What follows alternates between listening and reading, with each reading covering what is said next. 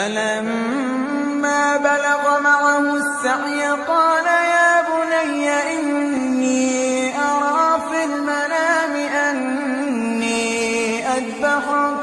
فَانظُرْ مَاذَا تَرَىٰ ۚ قَالَ يَا أَبَتِ افْعَلْ مَا تُؤْمَرُ ۖ سَتَجِدُنِي إِن شَاءَ اللَّهُ مِنَ الصَّابِرِينَ فَلَمَّا أَسْلَمَا وَتَلَّهُ لِلْجَبِينِ وَنَادَيْنَاهُ أَن يَا إِبْرَاهِيمُ قَدْ صَدَّقْتَ الرُّؤْيَا